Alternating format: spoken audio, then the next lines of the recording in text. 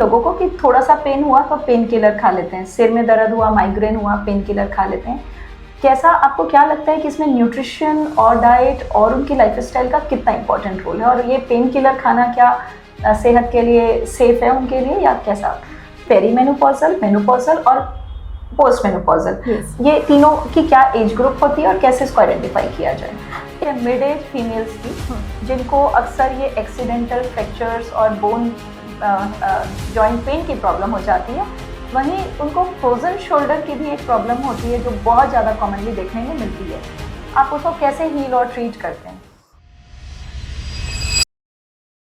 Hi everyone, मैं हूँ dietitian शिल्पी गोयल और आज हमारे पॉडकास्ट में हमारे बीच एक शहर की बहुत ही renowned physiotherapist doctor Neetu Verma ji हैं, जो लाइफ 360 एक बहुत ही ट्रस्टेड फिजियोथेरेपी क्लिनिक की फाउंडर हैं, ओनर हैं और बहुत ही अच्छा काम कर रही हैं। आज कुछ इस ज़रूरी विषय पे महत्वपूर्ण चर्चाएं हम डॉक्टर नीतू से करेंगे। सबसे पहले डॉक्टर नीतू, आपका बहुत स्वागत है। Thank you, Dr. Shilpi.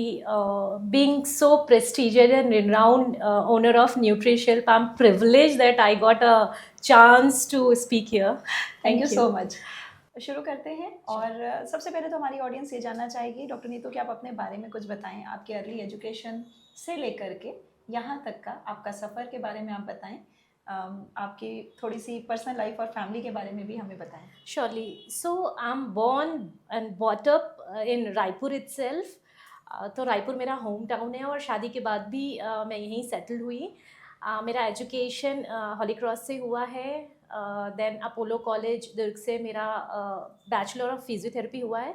Then मैंने बहुत सारी जगह बहुत अलग अलग इंस्टीट्यूट ऑफ द वर्ल्ड जो है वहाँ से जाके मैंने काफ़ी अपग्रेडेड कोर्स किए हैं, जिसमें एक अमंग सो मैनी कोर्सेज एक है मेरा एक्रोमन स्वीडन का कोर्स, कायरोप्रैक्टिक का कोर्स।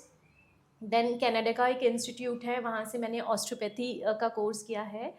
आयरलैंड का कोर्स है पिलाटिस, मैट पिलाटिस, उस पर मैंने कोर्स किया हुआ है। तो ऐसे मैंने बहुत सारे अपग्रेडेड कोर्स किए हैं अलॉन्ग विथ फिजियोथेरेपी। राइट। बहुत सारे कोर्सेज आपने किए और हमारा शरीर जो है एक मशीन है और मशीन को कैसे चुस्त दुरुस्त रख सकते हैं वो आपकी प्रैक्टिस है, उसके अंदर का फ्यूल कैसे रहना है वो मेरी प्रैक्टिस है।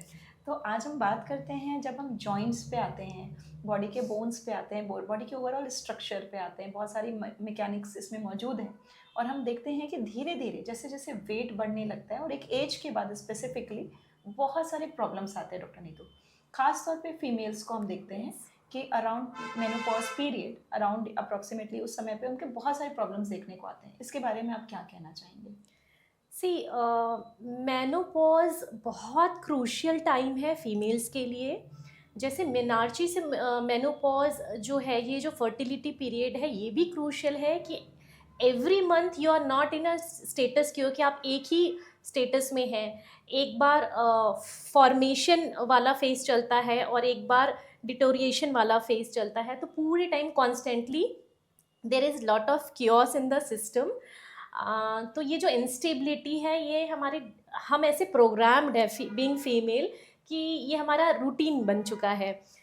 लेकिन मेनोपॉज के लिए हमारे पास प्रॉपर इन्फॉर्मेशन नहीं है, इन्फॉर्मेशन हम तक सही से पहुंचा नहीं है। हम इसको नेचुरली लेते हैं लेकिन उसके लिए अपने आप को प्रिकॉशनरी प्रिपेयर नहीं करते। हमको ये चीज़ समझना पड़ेगा कि मेनोपॉज एक बॉडी को पूरा डिटोरिएट कर देता है, इवन पूरे आपके सिस्टम्स को, आपके मसल्स को, आपके बोन्स को। तो उसके लिए प्रिपरेशन एटलीस्ट 10 ईयर्स का प्रिपरेशन चाहिए मेनोपॉज से पहले। ये चीज़ का इन्फॉर्मेशन हमारी सोसाइटी में, स्पेशली इंडियन कल्चर में, बहुत लैगिंग है। आप अगर WHO की स्टडी पढ़ें तो आपको पता चलेगा कि नॉर्मल एवरेज एक मेनोपॉजल एज US में 51 ईयर्स है। और सिर्फ इंडिया ऐसी कंट्री है जहाँ पे एक एवरेज मेनोपॉजल एज 45 है। माय गॉड, अर्ली मेनोपॉज नहीं, अर्ली मेनोपॉज तो आई थिंक 40 से पहले को अर्ली मेनोपॉज बोलते हैं, बट नॉर्मल एज ही इंडिया में, क्योंकि हमारे लाइफस्टाइल चेंजेस इतने ज़्यादा है, अर्बनाइजेशन इतना है कि मेनोपॉजल एज इंडिया में बाकी वर्ल्ड से और अर्ली है। राइट। बहुत सही बात कही आपने कि ये जो मेनोपॉज टाइम है इसके बारे में प्रॉपर इन्फॉर्मेशन लोगों को नहीं है। कम से कम डॉक्टर नीतू ने कहा कि 10 साल पहले इसकी तैयारी शुरू हो जानी चाहिए, क्योंकि ये एक मेजर शिफ्ट है बॉडी के अंदर। इतने सारे हार्मोन्स हमारे बनने बंद हो जाते हैं, जिसकी वजह से बॉडी में डीमिनरलाइजेशन की प्रोसेस चालू हो जाती है। बहुत सारी चेंजेस आपकी बॉडी के अंदर आते हैं, मसल लूज करने लगते हैं आप, और इस बात की जानकारी तक नहीं रहती कि आप हार्ट डिसीज के लिए प्रोन हो रहे हैं। जो प्रोटेक्टिव हार्मोन्स थे वो बॉडी में अब कम बन रहे हैं। तो न केवल आपकी डाइटरी चीज़ों की, बल्कि आपकी मसल बिल्डिंग, बॉडी की जो ताकत है उसको भी बिल्ड करने के लिए कम से कम 5 साल पहले तैयारी शुरू हो जानी चाहिए। लेकिन डॉक्टर नीतू, हम देखते हैं कि जो इंडियन फीमेल्स हैं उनको बिल्कुल टाइम नहीं मिलता एक्सरसाइज करने का।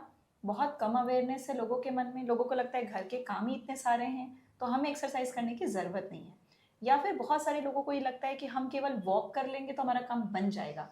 व्हाट डू यू से ऑन दिस? सी, वॉकिंग से आपका लाइफ स्पैन बढ़ता है, नो डाउट वॉकिंग बहुत अच्छी एक्सरसाइज है, but please take this to your mind कि लाइफ लॉन्ग वॉकिंग एक चीज़ हो गई, लेकिन मेनोपॉजल मतलब मेनोपॉज से पहले प्री मेनोपॉजल टाइम में, पेरी मेनोपॉज बोलते हैं, पेरी मेनोपॉजल टाइम में आपका वेट ट्रेनिंग करना, मतलब आपकी हड्डियों में खासकर वेट बेरिंग जो हड्डियां हैं, हड्डियों में इतना वेट पड़ना चाहिए कि नया बोन फॉर्मेशन और पुराने बोन का डिटोरिएशन, ये जो फेज़ है ऑस्टियोब्लास्ट एंड ऑस्टियोक्लास्ट का जो साइकिल है वो स्पीड अप हो जाए, क्योंकि वो स्लो डाउन होने लगता है। तो पेरी मेनोपॉजल टाइम में, मतलब आपको लग रहा है आपका मेनोपॉज अराउंड 50 अगर होना है, तो आपको 40 की एज से ही वेट ट्रेनिंग स्टार्ट कर देनी चाहिए।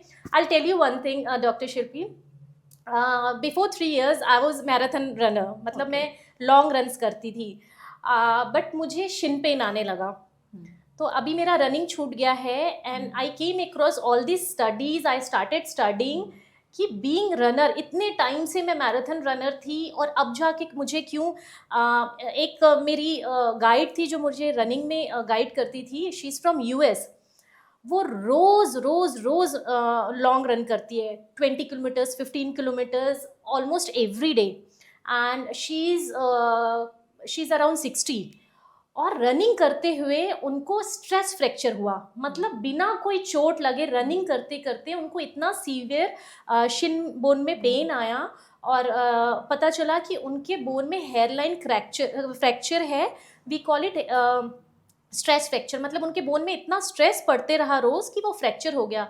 एक तरफ हम बोलते हैं कि बोन में आप जितना स्ट्रेस देंगे उतने नए बोन्स फॉर्मेशन का साइकिल चलता है, और एक तरफ हम ये देख रहे हैं कि वो साइकिल चलते हुए भी उनका बोन जो है स्ट्रेस फ्रैक्चर हुआ। वो इसलिए हुआ, उन्होंने जो मिस्टेक किया, उन्होंने बाद में वो एडमिट किया और सारे रनर्स को उसके लिए उन्होंने अवेयर किया कि रनिंग आप सिर्फ अपना बॉडी वेट अपने पैरों में ले रहे हैं, तो ये इनफ नहीं होता है मेनोपॉजल फीमेल्स में। आपको वेट ट्रेनिंग बहुत इंपॉर्टेंट है, मसल सैग होने, आप लोग सिर्फ स्किन सैग होना है, स्किन में एंटी एजिंग चीज़ें करनी है, इसी के पीछे बिजी हो जाते हैं। आप लोग को समझना पड़ेगा कि स्किन जो है मसल्स के साथ ग्लूड है, तो अगर मसल सैग हो रही है, लूज हो रही है, इसका मतलब आपको लगेगा कि स्किन लूज हो रही है। तो मसल को टोन अप करने में आपको बहुत फोकस करना है मेनोपॉजल टाइम में, और जिसके कारण और भी बहुत सारी प्रॉब्लम्स आती हैं। तो मेनोपॉजल टाइम मतलब इसकी तैयारी जो हम बात कर रहे हैं पेरी मेनोपॉजल टाइम में, उसमें मसल का डिटोरिएट होना, बोन का डिटोरिएट होना बहुत कॉमन है, जिसके बारे में अभी तक इंडियन कल्चर में कॉमनली लोग बात करना स्टार्ट नहीं किए हैं। इनफैक्ट लोगों को ये लगता है कि अगर हम मसल ट्रेनिंग करेंगे तो कहीं ना कहीं हम बल्की हो जाएंगे, या हमारी बॉडी फिगर जो है वो डिफरेंट हो जाएगा, बॉडी बिल्डर टाइप हो जाएगा, जबकि कम्प्लीटली एक मिथ है। Yes. आप जब बॉडी बिल्डिंग या आप जब मसल ट्रेनिंग और स्ट्रेंथ ट्रेनिंग जैसा कि आप कह रहे थे, अगर वो करते हैं तो ये एंटी एजिंग में भी वो करेगा, और आपके मसल में पावर रहेगी, तो आपको हर्निया और ये एक्सीडेंटल जो फ्रैक्चर्स हो रहे हैं और ना जाने कितनी चीज़ों से आपको राहत मिलेगी। Yes. और आप ये जो मेनोपॉज का जो टाइम है, ट्रांजिशनल टाइम है, उसको बड़ी इजीली ले लोगे। इनफैक्ट हमने ये भी देखा है कि जो गर्ल्स या जो फीमेल्स बहुत अच्छी एक्सरसाइज करती हैं उनको ये मेंसेस का पेन भी कम होता है, उनके लिए ट्रांजिशन बहुत ईजी रहता है। अगर आप प्रेग्नेंट हैं और डिलीवरी नॉर्मल हो रही है तो वो पेन कम रहता है। ये सभी चीज़ों के लिए ये बहुत इंपॉर्टेंट रोल प्ले करता है कि आपने अपने मसल को किस तरह से ट्रेन किया हुआ है। Yes. और आजकल के ज़माने में जहाँ बिल्कुल सेडेंट्री हैं, इवन घर की लेडीज़ भी उतने काम में इन्वॉल्व नहीं हैं, ये बहुत ही इंपॉर्टेंट है कि आप एक एक्सपर्ट एडवाइस के साथ मसल ट्रेनिंग करें। यस। तो डॉक्टर नीतू, आगे इस क्रम में आप हमें बताएंगे किस तरह की एक्सरसाइजेस आप लोगों को मसल ट्रेनिंग के लिए बताते हैं, weight bearing exercises? It's very simple. Young age में हमको अपने मसल के टोन में ध्यान नहीं रहता, हम सिर्फ उसके बल्क में ध्यान देते हैं कि इतना ज़्यादा बल्क नहीं हो कि बॉडी का शेप चेंज हो जाए। ऑनेस्टली मसल में बल्क नहीं आता है without training and without extra supplement. क्योंकि सपोज मेरे बाइसेप में आप मान लीजिए इसमें 1000 फाइबर्स हैं, ये 2000 फाइबर्स कैसे हो जाएंगे? सिर्फ आप प्रोटीन खाओगे तो 2000 फाइबर्स हो जाएंगे? नहीं। या सिर्फ आप एक्सरसाइज करोगे और इसको न्यूट्रिशन नहीं दोगे तो क्या ये मल्टीप्लाई होके 2000 फाइबर्स हो जाएंगे? नहीं, ये ऐसे नहीं होगा, ये दोनों चीज़ के कॉम्बिनेशन से होगा। तो जो हम बल्क गेन करते हैं वो मसल का इतनी जल्दी नहीं होता है। मसल में तो इतना सा भी बल्क गेन करने में बहुत कड़ी मेहनत है। तो जो मसल गेन आपको लगता है कि हमने वेट शेप बल्की हो रहा है, वो मसल नहीं, वो फैट का होता है, सबक्यूटेनियस फैट का। मसल गेन करने के लिए पहले तो मसल को टोन करना होता है, and with training and nutrition हम उसमें मसल गेन कर सकते हैं। मसल, इसमें बहुत अच्छी बात मैं आपको बताती हूँ डॉक्टर शिल्पी।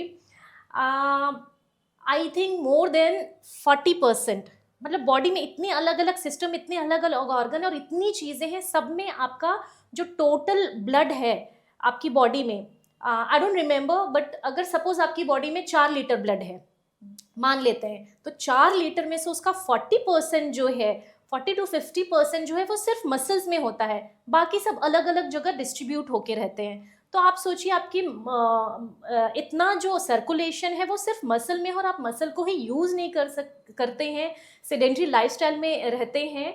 तो आप सोचिए कि आप अपना कंप्लीट न्यूट्रिशन कैसे लूज़ कर रहे हैं, कैसे आपका न्यूट्रिशन आप कैसे चेक करते हैं, आपका सारा हार्मोन आप कैसे चेक करते हैं। आपको थायराइड है तो हार्मोनल जो TSH है, T3 है, T4 है, ल्यूटिनाइजिंग हार्मोन, ये सारे हार्मोन्स, या फिर बॉडी में कैल्शियम आपके बोन में कितना है, किसी भी चीज़ का आप टेस्ट कैसे करते हैं? आप ब्लड टेस्ट कराते हैं।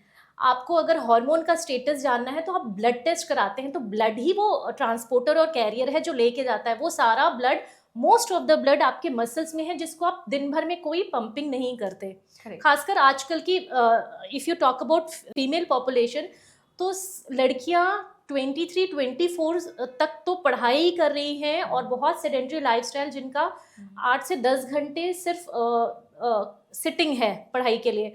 तो उनके एग्स धीरे धीरे उतने फर्टाइल नहीं रहते हैं, जिसके कारण IVF इतना कॉमन हो गया है, पीरियड क्रैम्प्स इतना कॉमन हो गया है, पीरियड्स की जितनी प्रॉब्लम्स होते हैं, frizzy hairs, hair fall, thyroid, ये सारी चीज़ें इतनी कॉमन हो गई है just because of sedentary lifestyle. और सेडेंट्री लाइफस्टाइल में क्या, absence of movement, absence of movement आपको इतना ज़्यादा बीमार कर रहा है कि अर्ली एज में शादी हो भी रही है तो भी आप इतने फर्टाइल नहीं हैं।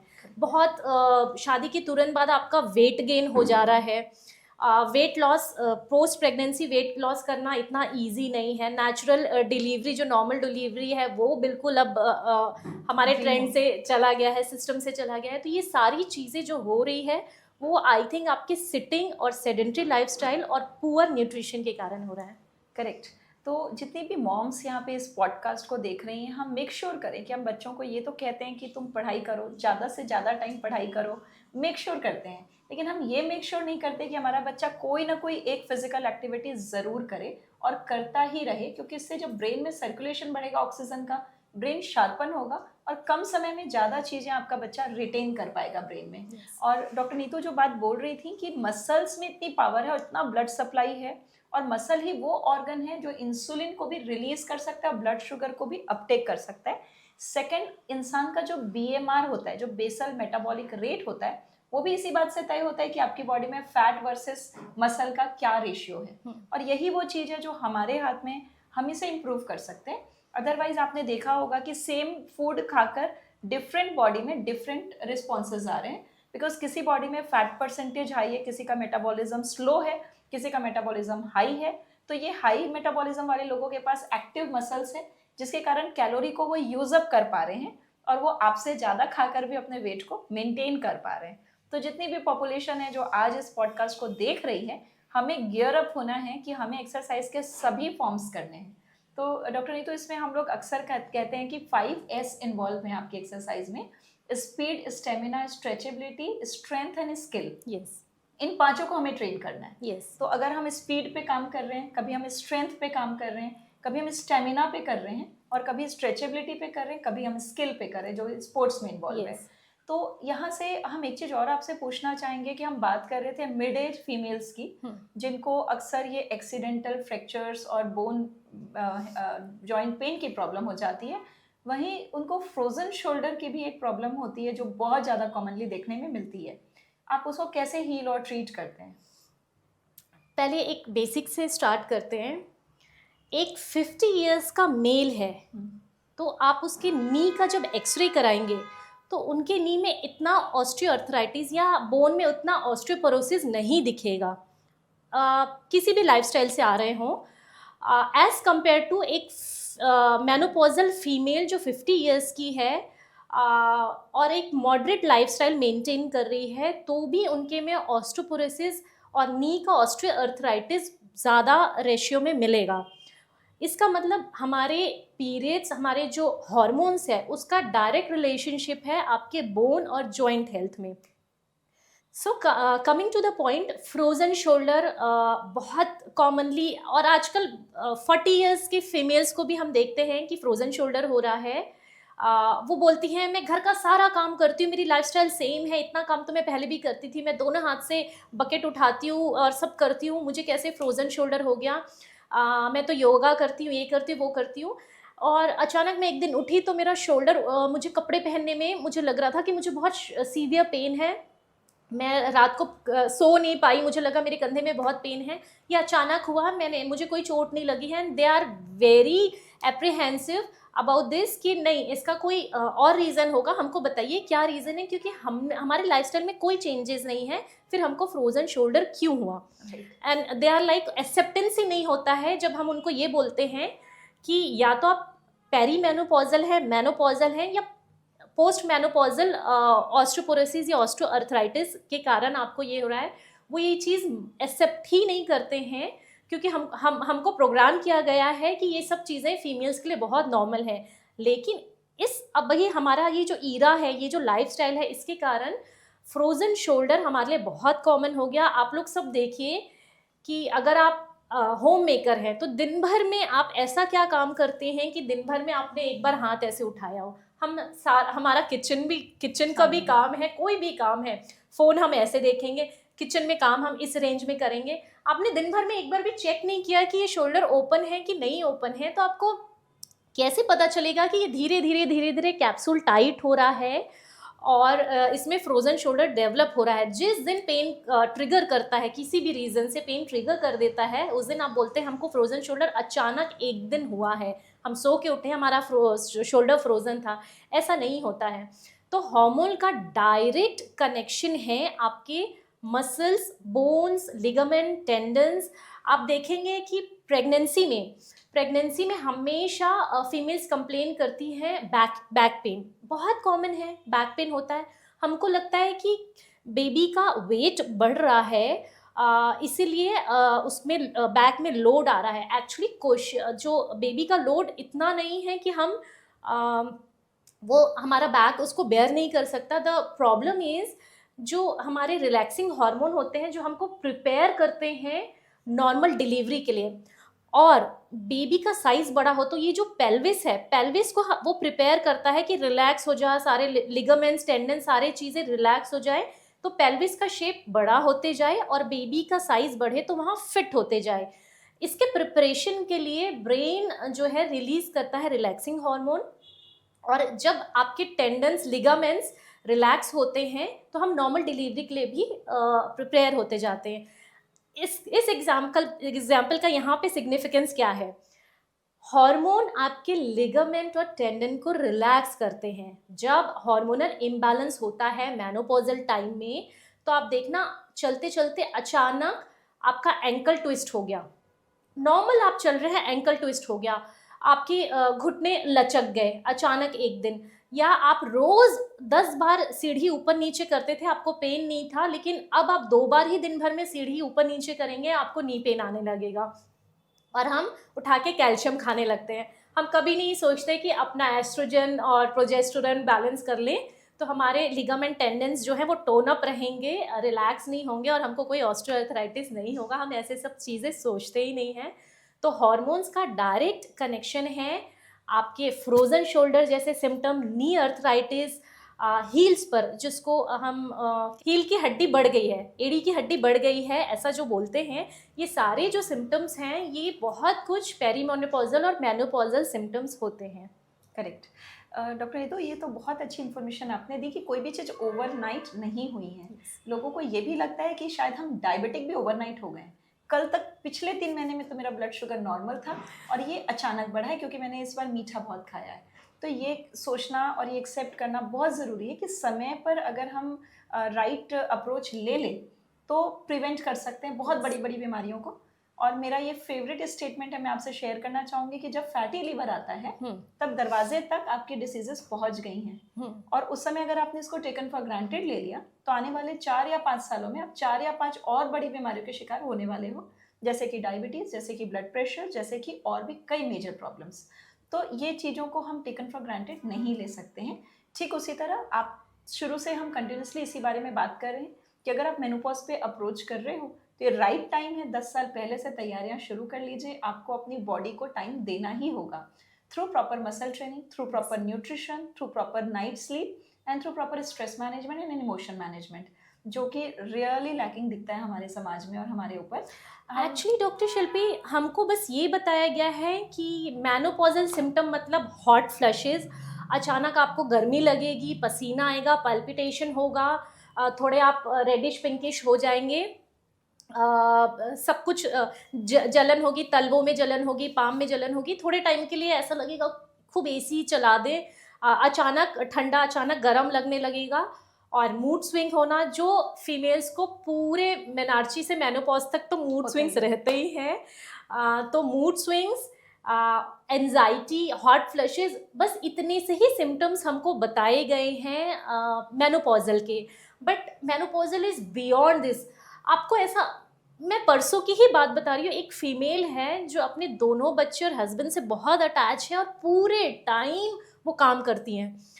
तो शी इज़ मैनिएक काम करने के लिए कि इसका वार्डरोब जमा दूँ, अरे मेरे पास 5 मिनट है, इसका टेबल जमा दूँ, पूरे टाइम घर का काम करती हैं। उनका घर के काम में ही इतना अच्छा लगता है। She is least social. अब अचानक उनका स्टेटमेंट, ये 1.5 साल पहले की बात है, और अब अचानक जब वो बहुत ज़्यादा एसिडिटी, बर्पिंग और पता नहीं कहाँ कहाँ का मल्टीपल पेन लेके आई हैं। कभी किसी दिन बोलती है नेक पेन है, किसी दिन नी पेन है, किसी दिन हील पेन है, किसी दिन बैक पेन है, और खूब ज़्यादा बर्पिंग और एसिडिटी लेके आई हैं। हम उनको बोल रहे हैं ये पेरीमेनोपॉजल है, तो बोलते हैं नहीं वो तो मेरा कब से चल रहा है, कभी पीरियड्स 3 महीने में आते हैं, कभी 10-10 दिन तक रहते हैं, फिर 4 महीने नहीं आते, वो तो नॉर्मल है, वो तो मेरा पीरियड इरेगुलर हुए 1.5-2 साल हो गया।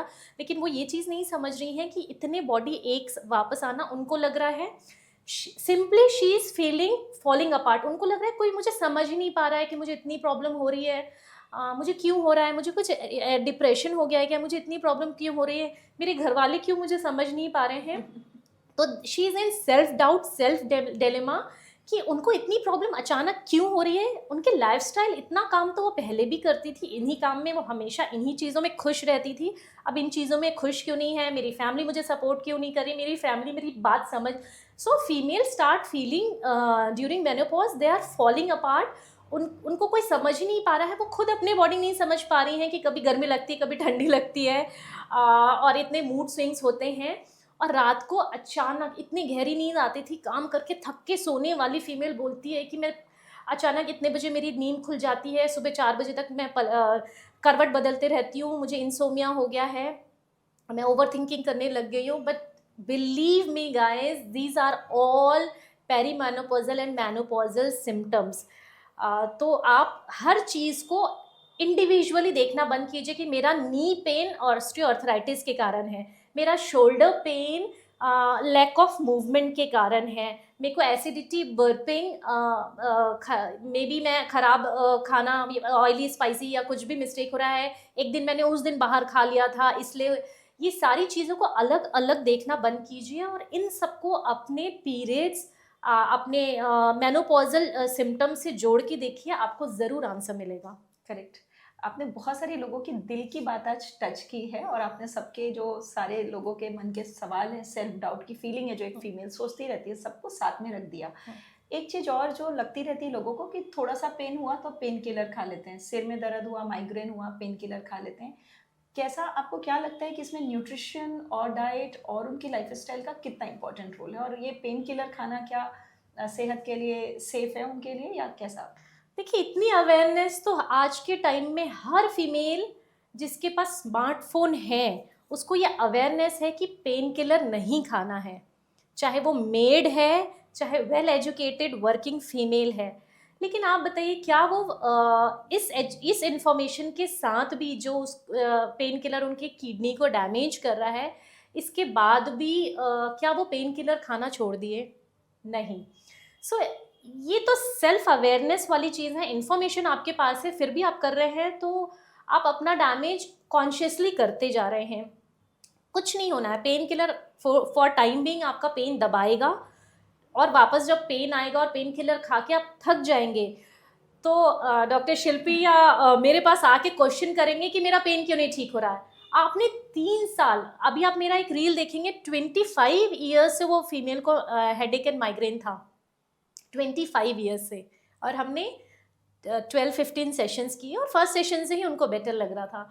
तो वो इस कदर हेडेक, इतना 25 मैं तो एक दिन हेडेक में नहीं रह सकती। मैंने ट्रैवल कर लिया, खाना टाइम से नहीं खाई, कोई चीज़ मुझे स्मेल अच्छी नहीं लग रही है या ऑयल की स्मेल आ गई, अगर मुझे हेडेक हो गया फॉर एनी ट्रिगर, अगर वो हो जाता है तो I can't bear with headache for 1 day. कोई 25 साल रोज हेडेक के साथ कैसे जी सकता है? तो आप लोग कैसे, मैं डॉक्टर शिल्पी, मैं ऐसे फीमेल्स को जानती हूँ जो 20-20 साल से एंटा एसिड ले रहे हैं, इवन मेल्स रोज सुबह उठते हैं और सबसे पहले एंटा एसिड खाते हैं। आपको पता नहीं है आप अपने लीवर को कैसे डैमेज कर रहे हैं, और फिर बोलते हैं ठीक है ना, 40 के हो गए, 1-2 साल में ब्लड प्रेशर तो होना ही है, 1-2 साल में डायबिटीज़ तो होना ही है। क्यों सर, क्यों होना है? ठीक है, हमारे मदर फादर दोनों को था तो हमको तो होना ही है। सो वेल इनवाइटिंग, हाँ, कि आ जाओ, अब मेरा 40 हो गया, बीपी हो जाओ। So this is not it guys. Genetically आप प्रोन हो, अगर आपके फादर और मदर को बीपी और शुगर था तो जेनेटिकली आप प्रोन हो, आपको ज़्यादा हायर चांसेस हैं बीपी और शुगर होने के। लेकिन अगर आप सही लाइफस्टाइल शुरू से मेंटेन करेंगे, आई बेट यू आपको बीपी शुगर नहीं होगा। मैंने 70-70 साल के बैकएक वाले पेशेंट्स देखे हैं जिनको कोई डायबिटीज़ नहीं है। करेक्ट। तो आप प्रिपेयर्ड मत रहिए कि फादर मदर को, इट्स जस्ट लाइक आपको जेनेटिकली थोड़े आप प्रोन हैं, बट वो आपको होगा ही ज़रूरी नहीं है। So I always say this doctor Shilpi कि बीपी शुगर जेनेटिक प्रॉब्लम नहीं है, बीपी शुगर आपके लाइफस्टाइल प्रॉब्लम है। ये तो हर आर्टिकल आप पढ़ लीजिए, बीपी शुगर लाइफस्टाइल प्रॉब्लम है, इसको लाइफस्टाइल से ही ठीक रखिए। करेक्ट। जैसे कि आपने बोला ग्लूकोसामाइन, ओमेगा, बहुत सारी चीज़ें। आप लोग एक चीज़ समझिए, लाइफ लॉन्ग आप लोग खुद ही जाके क्या खाते हैं, कैल्शियम के टैबलेट। सारे फीमेल्स को मैं देखती हूँ बोलते नहीं हमारा कैल्शियम कम नहीं होगा, हम तो कब से कैल्शियम खा रहे हैं। इतना चूना क्या करेंगे, कहाँ जाएगा? आपको किसी ने बोला है बोन सिर्फ कैल्शियम से बना है? अगर आप उस बॉडी में ज़्यादा चूना जो एस्ट्रोजन, कैल्शियम, विटामिन डी और कैल्शियम के एब्जॉर्प्शन को डायरेक्ट इफेक्ट करता है, आपका हार्मोनल इम्बैलेंस है, तो कैल्शियम और विटामिन डी का जो रेशियो का डिपोजिशन है, मिनरल का सरफेस में डिपोजिशन है बोन के, उसको डायरेक्ट इफेक्ट करता है एस्ट्रोजन। तो आप किसी से बिना आप एडवाइस लिए कैल्शियम खाते जाएंगे तो एक्स्ट्रा कैल्शियम आपके मसल्स को भी हार्ड करते जाएगा और जगह जगह ऑस्टियोफाइट्स बनेंगे, हड्डियों का नुकीला बढ़ना, उसको ऑस्टियोफाइट बोलते हैं। या फिर जैसे आपने एक्सरे कराया हील पेन के लिए और आपको पता चला हड्डी बढ़ गई है, ठीक है, तो हड्डी क्यों बढ़ गई? कहाँ? बाकी जगह हड्डियाँ मजबूत नहीं हो रही है और ऑस्टियोपोरोसिस हो रहा है, एक जगह जाके हड्डी क्यों बढ़ गई? क्योंकि सही से उसका डिपोजिशन सही जगह नहीं हो रहा है, वो कहीं पे भी जाके मिनरलाइज हो रहा है, ना कि बोन के सरफेस में। तो बोन मतलब सिर्फ कैल्शियम नहीं होता। हम जो लोगों को एडवाइस करते हैं अपने फिजियोथेरेपी के प्रैक्टिस में, डे 1 हमारे फॉर्मेट में है, मेल हो फीमेल हो, हम पूछते हैं विटामिन D3, आपका विटामिन D3 लेवल कैसा है, विटामिन B12 लेवल कैसा है, एंड मैग्नीशियम। तो यूजुअली हम मैग्नीशियम के लिए ब्लड टेस्ट कराते हैं, बट वो इतना सिग्निफिकेंट आने में टाइम लगता है, तो मैग्नीशियम का टेस्ट भी नहीं कराते। और आजकल तो हम विटामिन D एंड B12, जिसको सेल्फ डाउट है वो करता है, नहीं तो वो 6 महीने से अगर किसी ने नहीं लिया तो हम स्टार्ट करा देते हैं। तो these are few common minerals and supplements जो हम कॉमनली ले सकते हैं इंडियन पॉपुलेशन में, जो मोस्टली इनसफिशिएंट आता ही है। जी, ओके। जो जीन है, जो जेनेटिकली आप प्रोन है, उसको स्विच ऑन और स्विच ऑफ करने का रिमोट कंट्रोल आपके हाथ में है। Yes. तो बिल्कुल सही बात है। अब हम टूवर्ड्स द एंड अपने पॉडकास्ट के आ रहे हैं। बहुत इंपॉर्टेंट इन्फॉर्मेशंस और माइंड बॉगलिंग चीज़ें हमने डायरेक्ट लोगों पे हिट के बताई है उनको, तो आई एम श्योर लोगों में एक चेंज अवेयरनेस आएगा ही। अगर हम बात करें, जब हम मेनोपॉज की बात ही कर रहे हैं, तो आप हमारे ऑडियंस को ये भी बताएं डॉक्टर नीतू कि पेरीमेनोपॉजल, मेनोपॉजल और पोस्ट मेनोपॉजल, Yes. ये तीनों की क्या एज ग्रुप होती है और कैसे इसको आइडेंटिफाई किया जाए? It's very simple. जो प्यूबर्टी आने से लेके मेनोपॉज तक का टाइम है वो होता है फर्टिलिटी के लिए, मतलब आपके एग्स बनते रहते हैं और वो फर्टिलाइजेशन के लिए रेडी होते हैं। तो ये जो पूरा पीरियड है प्यूबर्टी से मेनोपॉज तक का, ये फर्टिलिटी पीरियड है, मतलब आप रिप्रोडक्शन, बच्चा पैदा करने के लिए फर्टाइल है, ये इसका मतलब होता है। मेनोपॉज मतलब इसके बाद आपके एग्स नहीं बनेंगे और आप फर्टाइल नहीं हैं। It is as simple as that. Perimenopausal, as I told, perimenopausal few countries में 4 साल से 8 साल तक है, फ्यू जोग्राफिकल एरियाज में जहाँ एक्टिव लाइफस्टाइल, अच्छा फूड है, पॉल्यूशन नहीं है। तो आपके मेनोपॉज होने के 4 साल पहले से पेरीमेनोपॉजल फेज शुरू होता है। कहीं कहीं में ये 8 से 10 साल भी होता है कि आपको एट द एज ऑफ 37-38 ही पीरियड्स में चेंजेस लगने लग गए और लास्ट जाके आपका मेनोपॉज हुआ है 47-48 में मेनोपॉज हो गया।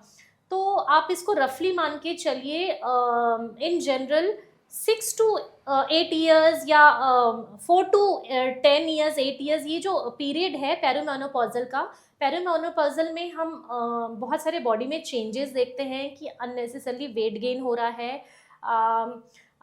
मसल बोन पेन हो रहा है, जॉइंट पेन हो रहा है, वजाइना में लेक्सिसिटी हो रही है, वजाइना ड्राइनेस हो रही है, ऐसे बहुत सारे सिम्टम्स होते हैं पेरीमेनोपॉजल टाइम में।